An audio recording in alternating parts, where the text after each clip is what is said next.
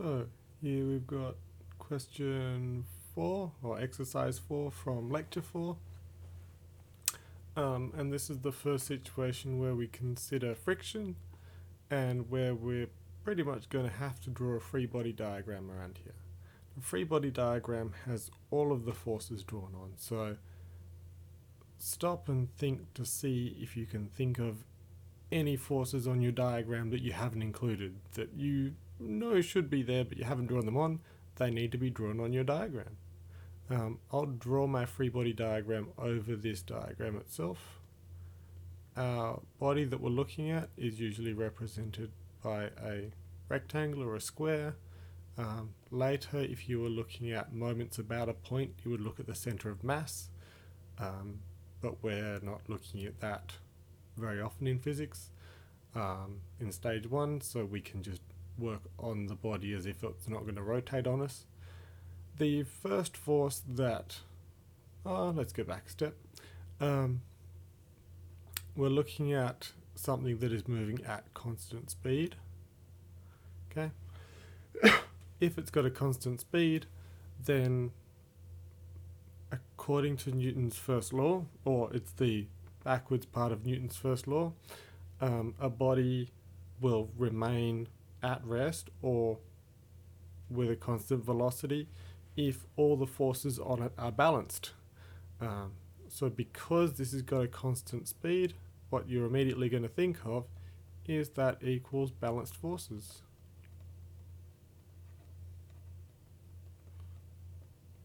There are no unbalanced forces to cause an acceleration in any direction. If we've got balanced forces, we've got to make sure that there are all the forces drawn in here to balance out all the other forces. The first one I usually think of is our weight force. Everything has got weight.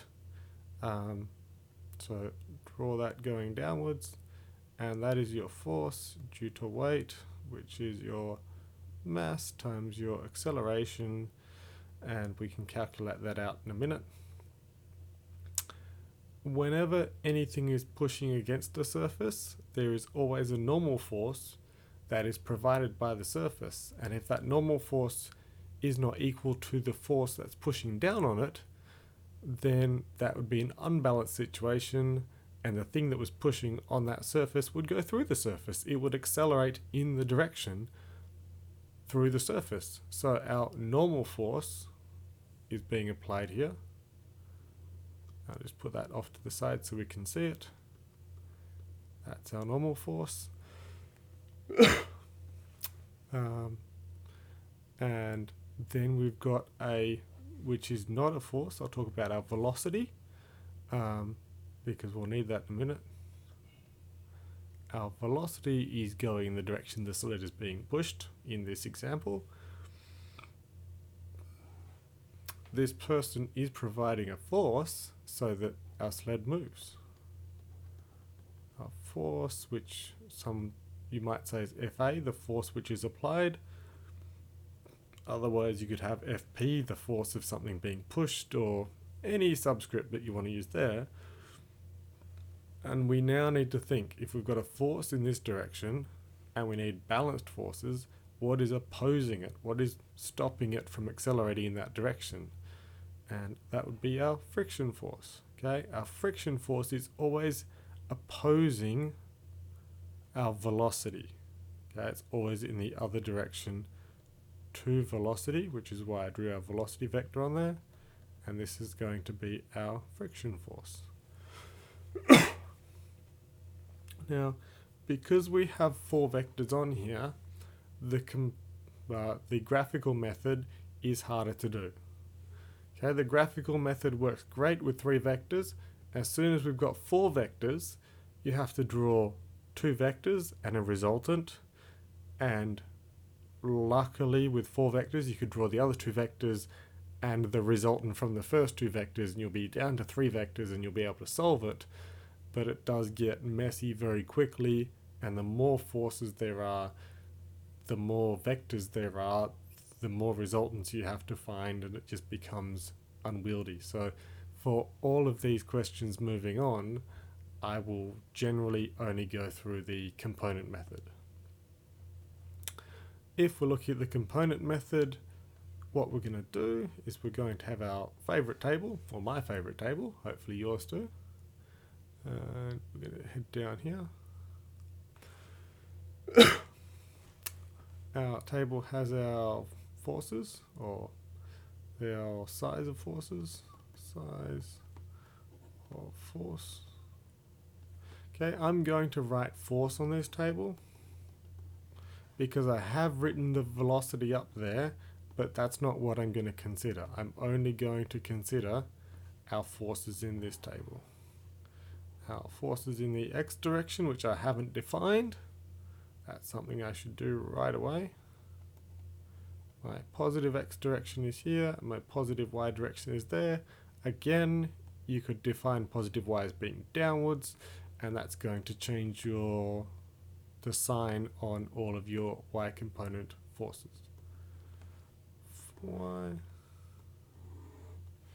And the size of the force, well, can't draw a straight line.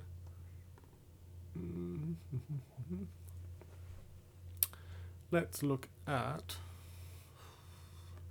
let's start with my favorite one, the weight force. Fw is equal to my mass times my acceleration, which from the question was 50 kilograms. 50 times 9.81, which is equal to 490.5 newtons. Okay. Ideally you've kept the units in there, but sometimes it doesn't fit. My x component, my weight force, just the length of it, cos of the angle of it, and weight force sine of the angle of it. We're looking at the weight force, so if my x is across this way, I could travel, well, I'll just draw a little set of scales up here, could travel all the way around. Let's make it visible. If I drew my coordinates on here, could either travel all the way around here, and it would be 270 degrees, or I could go 90 degrees in the wrong direction, and I could use minus 90 as my angle there. But I'll stick to positive things, so I'll use 270. So I've got 490.5 cos of 270 degrees,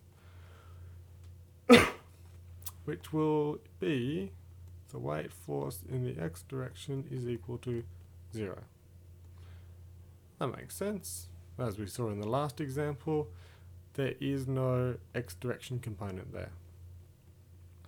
Here we've got 490.5 sine of 270 degrees, and this will equal Fw in the y direction is equal to minus 490.5 newtons.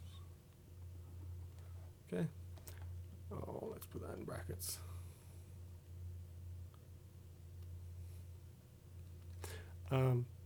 That makes sense because the y direction is positive and the weight force here is negative. Okay, my next force might be my normal force, Fn. I don't know how big that is. Being that it's the only force that is opposing the weight force, they should be the same, but I'm going to let the equation speak for that. Fn cos of theta here, Fn sine of theta here, force I don't know, cos of, if I draw my axes there, that's 90 degrees in here, cos of 90 degrees, which is 0.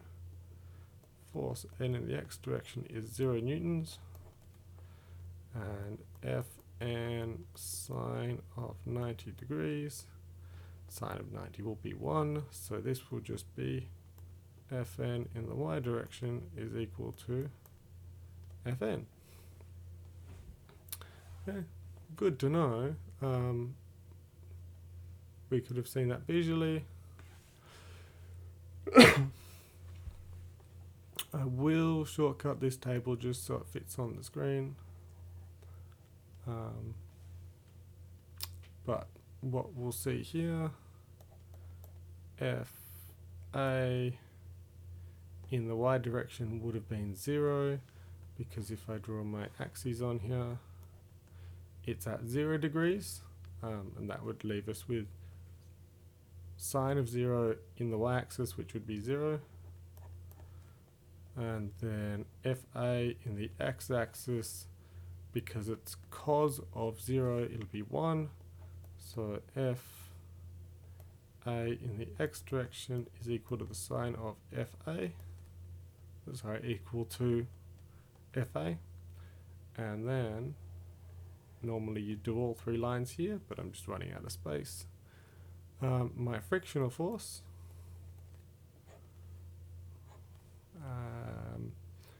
is in the negative x direction, which is at cos of 180 degrees, and cos of 180 degrees will say that it's equal to -1. So the size of the frictional force, cos of 180 degrees, normally you'd put in the equation at the top, but we're short of space, gives me F in the x direction is equal to minus the size of my frictional force, and 0 in the y direction, because sine of 180 degrees is 0. Okay, all of that information is now represented in this table, so I can scroll down and we're not going to lose anything. There we go.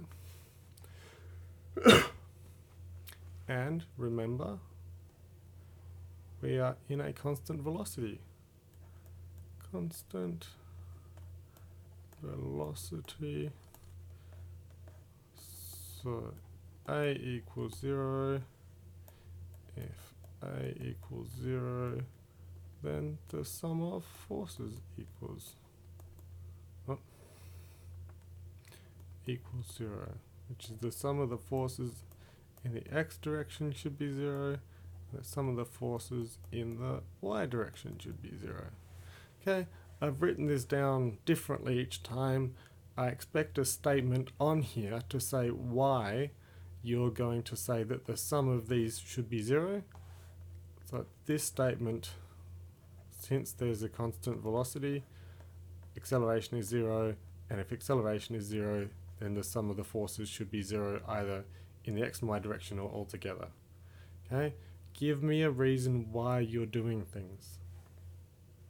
And I'll say the same thing when we get to gravity a bit later on. It's not always true that our forces equal 0. They only equal 0 if there's a constant velocity, so you have to say that. Having said that, our sum of forces in our x direction equals 0. So we've got 0 plus 0 plus FA plus minus FF equals 0. And because I know I'm going to get one of these, I'll add FF to both sides, and I get the applied force is equal to the friction force. And over here, well, that's what I didn't change. I'll fix that up in a minute. Our sum of our forces over here in the y direction, Fy, is equal to 0. And our forces are minus 490.5 plus Fn equals 0. If I add 490.5 to both sides, we get Fn is equal to 490.5 newtons. I have a solution for Fn now. Let's do this. I can use this whenever I see Fn. This is, again, not Fn in the y direction. We found Fn in the y direction is equal to just Fn. So Fn altogether is 490.5 newtons. What I forgot to write over in this spot is our friction force can be defined in terms of Fn times our friction coefficient. We have the equation of our friction force. Usually you'd have a lowercase there, but it doesn't show up well on screen. Friction force is mu. In this case, because it's moving, it'll be the kinetic friction force, so mu k. If it was stationary and we were trying to get it moving, but it wasn't moving, it would be us for the static coefficient of friction, but this is the kinetic coefficient of friction. So it's the friction force is equal to the coefficient of friction, which has no units, multiplied by the normal force. Okay, this says that if you push down harder on something, it's going to be harder to overcome friction. It's independent of area. It is different. This value is different for different material types, which is why you might put down something slippery to help you move something. If you've ever seen people lay down a towel or something like that over floors, it helps slide a bookshelf along. I've used that trick many times. Anyway, from the question, it was told that our friction coefficient was 0.3, and we worked out that our normal force is 0.3, and our normal force was 490.5 newtons. So our friction force is equal to 0.3 times 490 is 147.15. Okay. Sometimes I'll put that definition in here. This time I happened to forget it, so we calculated it separately. Newtons. Always use positive values and expect positive values for your friction, for your coefficient of friction, and always use a positive value for your normal force when calculating your friction force, because this will only tell you what the size of it is. Okay? It will not tell you the direction of your friction force. The direction of your friction force is told to you from your diagram up here, which we decoded in this table to be in the minus x direction. Never you say that this is a negative number, because that will affect your friction force. And you will never have a negative coefficient of friction, because that means as soon as you touch something, the surface that it was on would accelerate it away from you. It will always be in the direction opposing movement.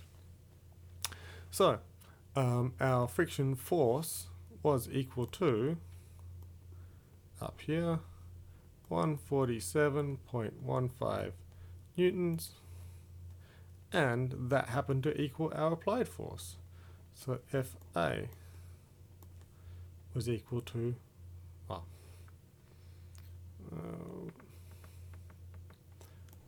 FA is here.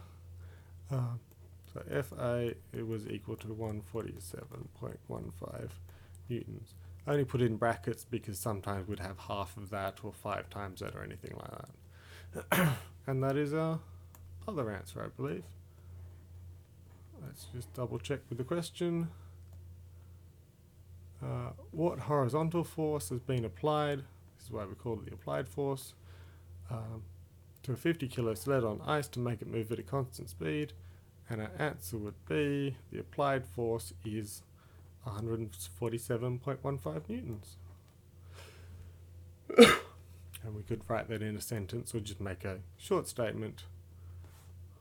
The applied force is 147. I don't think we've worked that accurately. Our coefficient was only given to one decimal place. So we'll just say the applied force is 150 newtons. We've rounded it to two significant figures, which is not quite correct, but it's approximately that. And yeah, thank you everyone.